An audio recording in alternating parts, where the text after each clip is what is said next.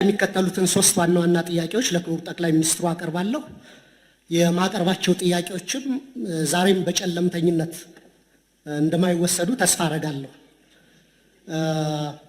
መሬት ላይ ያሉ ተጨባጭ የህዝቡን ጥያቄዎች ማቅረብ ፕራግማቲዝም እንጂ ጨለምተኝነት ሊሆን አይችልም።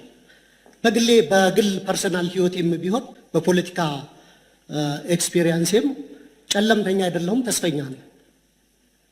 ጥያቄዎቹን ማነሳ ግን የህዝብ ጥያቄዎች ተገቢውን ትኩረትና ምላሽ እንዲያገኙ ስለሚገባ ነው። ስለዚህ ከሶስት ጥያቄዎች የመጀመሪያው በሀገር ውስጥ መረጋጋትና በሰብአዊ መብቶች ዙሪያ ያተኩራል።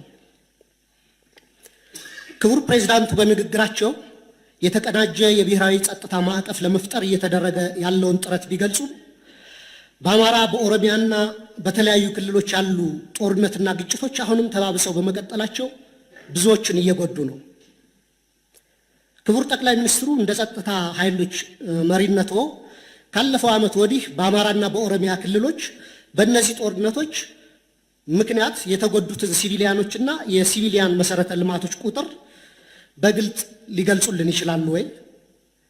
እንዲሁም መንግስት የጸጥታ ችግሮችን ለመፍታት ጽንፈኛና አሸባሪ የሚላቸውን ቡድኖች ከመውጋት ባለፈ ለሁለቱ ክልሎች ከወታደራዊ አማራጭ ውጭ የተለየ ፖለቲካዊ መፍትሄ ለመስጠት ለምን አይሰራም? የኢትዮጵያ ሕዝብ የእርስ በርስ ጦርነት አንገፍግፎታል። በሀገር ውስጥ ተንቀሳቅሶ ሰርቶ መብላት ከብዶታል። አገራችንም እንደ ኮሎምቢያ ከውስጥ ታጣቂዎች ጋር 50 ዓመታትን እየተዋጋች ልትቀጥል አትችልም። ከዚሁ ጋር በተያያዘ በሀገር አቀፍ ደረጃ በስፋት እየተዘገበ ያለው የፖለቲካና የህሊና እስረኞች ጉዳይ እልባት እንዲሰጠው እስረኞችም የተፋጠነ ፍትህ እንዲሰጣቸው በተደጋጋሚ ብንጠይቅም የፖለቲካ አቅጣጫ የተሰጠበት በሚመስል መልኩ በተደጋጋሚ የፍርድ ቤት ቀጠሮ ያለ ፍርድ እየተንገላቱ ነው። ቤተሰቦቻቸውም ከፍተኛ ችግር ላይ ወድቀዋል። የህግ የበላይነት በማስከበር ስም የሚፈጸሙ የዘፈቀደ የፖለቲካ እስሮች ለሚመጣው 7ኛው ዙር ሀገራዊ ምርጫ ፍትሃዊ ነፃና ታማኝነት ያለው እንዳይሆን ላለማድረጉ መንግስት ምን ዋስትና ይሰጣል? ሁለት፣ ስለ ኢኮኖሚ ሁኔታና የኑሮ ውድነት መንግስት የሀገር ውስጥ የምርት እድገትና የዋጋ ግሽበት ዝቅ ማለቱን ቢገልጽም የዜጎች ኑሮ ሁኔታ በከፍተኛ ደረጃ ከዕለት ወደ ዕለት እየተባባሰ ነው።